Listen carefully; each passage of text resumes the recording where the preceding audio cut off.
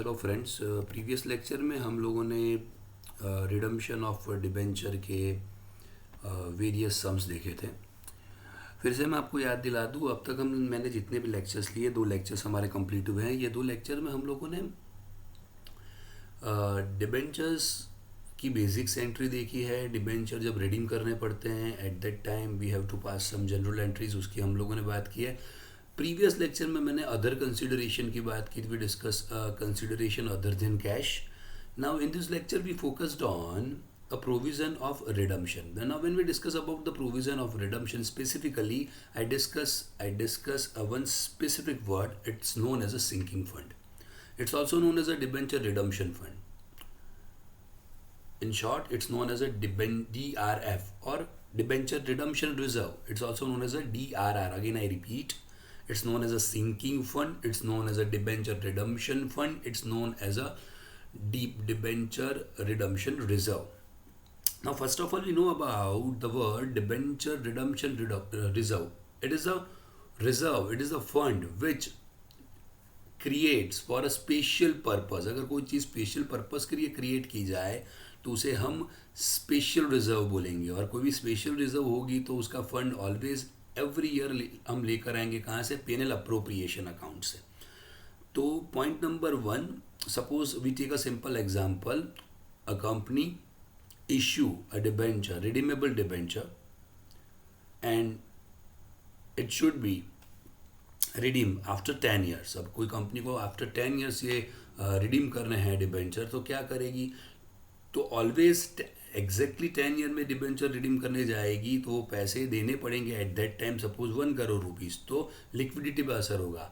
तो company every year sumptuous amount should be transfer from PNL appropriation account.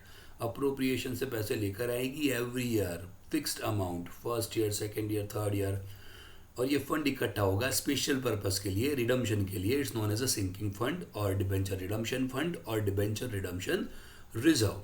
Now after 10 year जब ये debenture redeem करने हैं, तब वो फंड है उसमें से वो रिडीम कर देंगी। ये फर्स्ट चीज़ 1 है, फर्स्ट ऑप्शन है। सेकंड ऑप्शन ये है, एवरी ईयर आप सम्चुअस अमाउंट साइड में रखते हो तो उसे 10 साल तक यूं ही रखना है, प्रॉपर नहीं है। तो वही अमाउंट कंपनी क्या करेगी, कोई गिल्टेड सिक्योरिटी में, गवर्नमेंट सिक्योरिटी में उसे क्या करेगी, इन्वेस्ट करेगी, जिसे हम बोलेंगे investment of sinking fund, investment of debenture redemption fund. तो ये इन्वेस्टमेंट जो करेंगे वो इन्वेस्टमेंट 10th ईयर पर, सपोज 10th ईयर हमने एग्जाम्पल में दिया है, उसे सोल्ड आउट कर देंगे। और सोल्ड आउट करेंगे तो बट ऑब्वियस अमाउंट मिलेगी।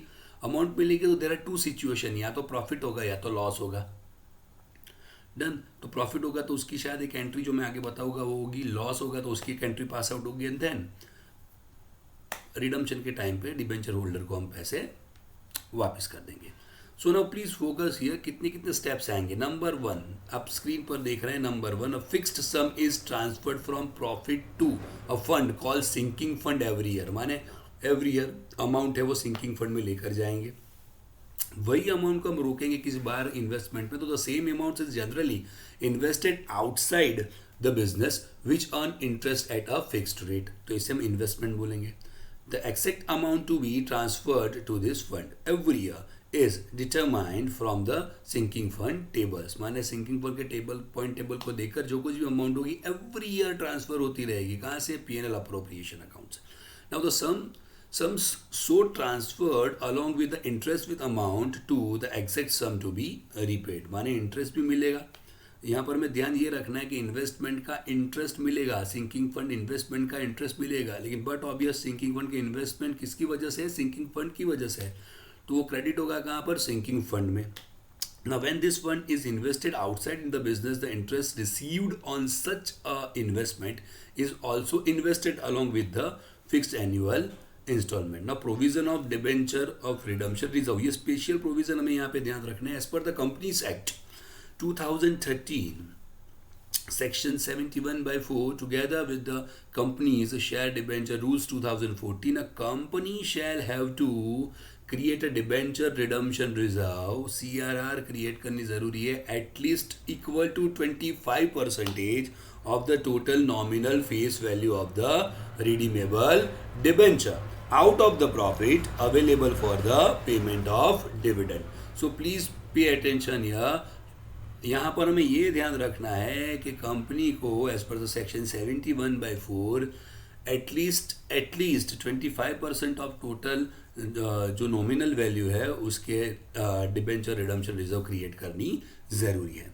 ना यहाँ पर ये खास ध्यान रखना है हमें कि debenture redemption reserve account shall not be utilised by the company except for the redemption of debenture. एक काम के लिए ये काम आएगा, किसके लिए? डिबेंचर रिडम्पशन रिजर्व के लिए। ना डिबेंचर रिडम्पशन फंड इन्वेस्टमेंट की अगर हम बात करें, जो समझौता अमाउंट हमने साइड में रखी है उसे हम बाहर इन्वेस्ट करेंगे, वो कितने करने चाहिए? तो every company required to create maintain a debenture redemption reserve on or before to the 30th day of the April of each year. याद रखना 30th day of the April of each year. Now invest or deposit as the case may be a sum which shall not be less than 15% of the amount of the debenture maturing during the year ending on the 31st day of the March of the next year. माने 15% तो आपको क्या करने पड़ेंगे? Invest करनी पड़ी। Now the above mentioned provision make is clear that at least equal to 25% of the debenture are to be redeemed out of the divisible profit and balancing 75% redeemable debenture can be redeemed out of either capital or divisible profit. Now ये तो हम लोगों ने बात की companies act की, लेकिन accounting entries क्या होगी उस पर हम बात करने वाले हैं। सो नाउ जनरल एंट्री क्या होगी? एक जनरल पर्पज से हम सोचे तो पहले क्या करना पड़ेगा कंपनी को? एवरी ईयर प्रॉफिट जो होगा, प्रॉफिट में से सम्चुअस फंड क्रिएट करना पड़ेगा। तो प्रॉफिट मैंने बोला था स्पेशल रिजर्व, वहाँ पर हम पैसे कहाँ से लाएंगे? अप्रोप्रिएशन से। तो पहले तो पैसे आएंगे तो P&L appropriation account debit to debenture redemption fund. एक फंड क्रिएट किया। अब ये फंड क्रिएट किया, लेकिन ये फंड को हम इन्वेस्ट करेंगे गिल्टेड सिक्योरिटी में। तो जैसे ही इन्वेस्ट करेंगे तो इन्वेस्टमेंट इज अवर असेट, तो वो डेबिट होगी। तो debenture redemption fund investment account debit to bank होगा यहाँ पर। अच्छा, ये फर्स्ट ईयर की एंट्री हुई।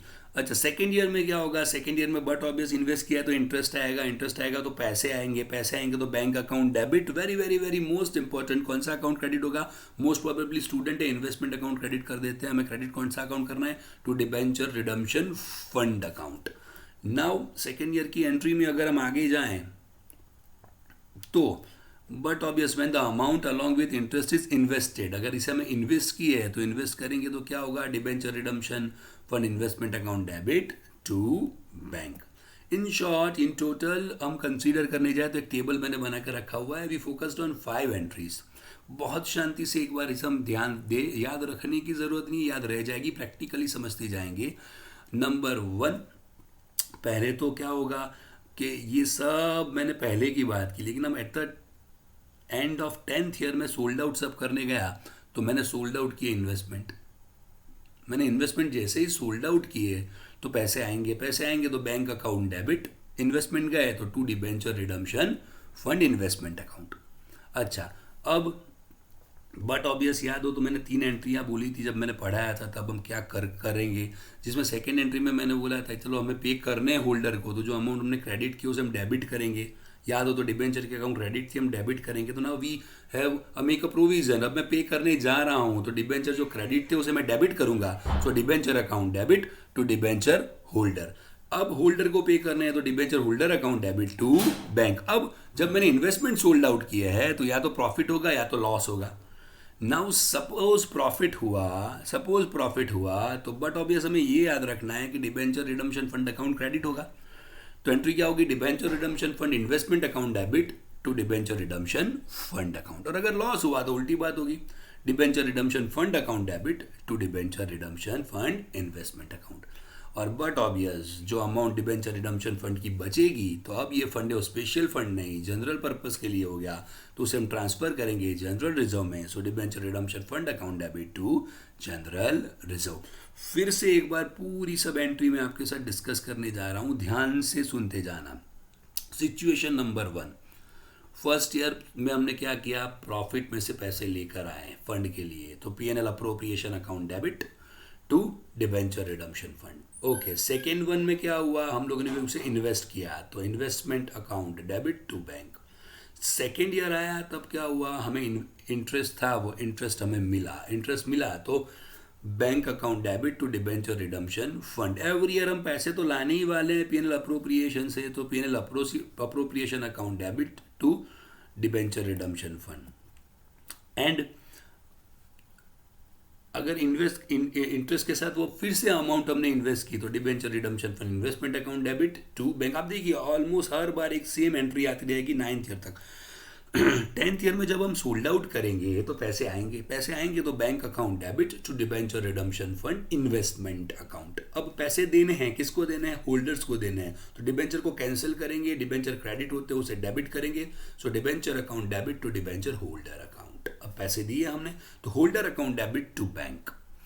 नाउ या तो प्रॉफिट होगा या तो लॉस होगा। याद क्या रखेंगे? प्रॉफिट होगा तो डीआरएफ अकाउंट क्रेडिट होगा, लॉस होगा तो डीआरएफ अकाउंट डेबिट होगा। सपोज प्रॉफिट हुआ तो debenture redemption fund investment account debit to DRF, और अगर लॉस हुआ तो DRF account debit to investment. और अब ये जो रिजर्व बची है उसे हम जनरल रिजर्व में ट्रांसफर करेंगे तो debenture redemption fund account debit to general reserve.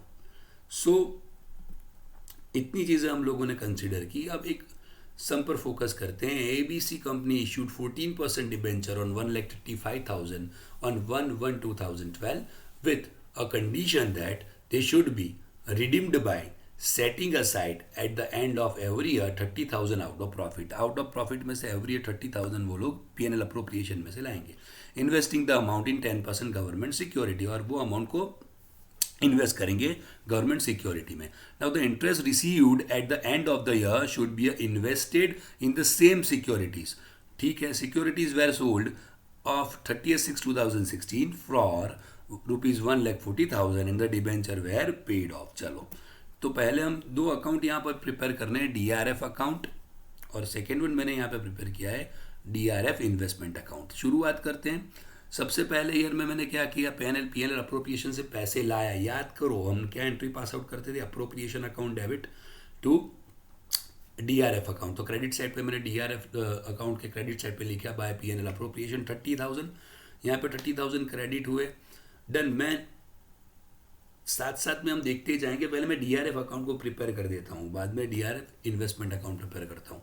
सो 30,000 है, 30,000 बैलेंस हुआ मेरा। बैलेंस हुआ सेकंड ईयर पे मैं लेकर गया तो देखो सेकंड ईयर में बैलेंस ओपनिंग बैलेंस है 30,000। अब ये 30,000 का 10% इंटरेस्ट होगा तो इंटरेस्ट भी क्रेडिट होगा, तो बाय बैंक 3,000 मैंने क्या किया यहाँ पे क्रेडिट किया। अगेन एवरी ईयर 30,000 तो लाने ही है। अब एक स्टीरियोटाइप हमारी एंट्री पास आउट होगी तो क्रेडिट साइड पे मैंने लिखा 30 by PNL appropriation account 30,000। Account close किया तो डेबिट साइड पे 63,000 का बैलेंस आया। अगेन थर्ड ईयर में लेकर गया, ओपनिंग बैलेंस 63,000, उसके 10% इंटरेस्ट होगा 6300। कितना ईजी आप देखिए। और 30,000 तो बाय पीएनएल अप्रूवल लिखना ही है तो 99,300 बैलेंस हुआ। अगेन नेक्स्ट ईयर में लेकर गया इस 99,300, उसके 10% है 9930, वो इंटरेस्ट हुआ। 30,000 पीएनएल अप्रोप्रिएशन से लेकर आया एंड 1,39,230 वो नेक्स्ट ईयर के लिए मैं लेकर गया। यहाँ पर मैं लास्ट ईयर में रुक जाऊँगा। क्यों रुक जाऊँगा? क्योंकि मैं देखता हूँ मैंने कितने में इसे सोल्ड आउट किया हुआ है। डन, बात करते हैं उसकी। तो उसके लिए मुझे इन्वेस्टमेंट अकाउंट प्रिपेयर करना पड़ेगा। Very easy. सबसे पहले मैंने इन्वेस्ट किया तो इन्वेस्टमेंट अकाउंट में मैं लिखूंगा डेबिट साइड पे bank account debit. Done, bank account debit मैंने लिखा, क्लोजिंग बैलेंस हुआ क्रेडिट साइड पे 30,000, वो ओपनिंग होगा नेक्स्ट ईयर में 30,000 रुपीज़। अब ये 33,000 रुपीज़ आप देख रहे हो, ये 33,000 रुपीज़ आप देख रहे हो। ये 33,000 आए कहाँ से? हमने कितने इन्वेस्ट किए? तो आप देखेंगे डीआरएफ अकाउंट है, वहाँ पर देखो सेकेंड ईयर में 30 + 3 दिख रहा है आपको। यहाँ पे 30 + 3 33, तो 33 में यहाँ पे क्रेडिट है, वहाँ पर मैं डेबिट कर दूंगा। देखो मैंने डेबिट किया 33,000, फिर टोटल किया तो बैलेंस 63 क्रेडिट साइड पर आया, डेबिट साइड पे 63 ले गया। फिर से मैं थर्ड ईयर में जाऊँगा। थर्ड ईयर में देखिए यहाँ पे हम कंसीडर करने जाए तो 30,000 + 6300 कितने हुए? 36,300, वो मैंने फिर से लिखे। फिर से बैलेंस 99,300 आएगा। नेक्स्ट ईयर में लेकर जाऊंगा। अब 39,930 कहाँ से लाए? फिर से जा रहा हूँ मैं वो अकाउंट में। देखो यहाँ पर मैंने देख लिया 30,000 पर + 9,930, तो उसका टोटल किया और वो मैं लेकर आया। यहाँ पर तो देखो लास्ट ईयर में 1,39,230 मेरा बैलेंस है, लेकिन मैं सोल्ड आउट कर रहा हूँ 140 में। तो क्रेडिट साइड पे मैंने लिखा by bank 1,40,000। 1,40,000। So debit side पे डिफरेंस आया 770।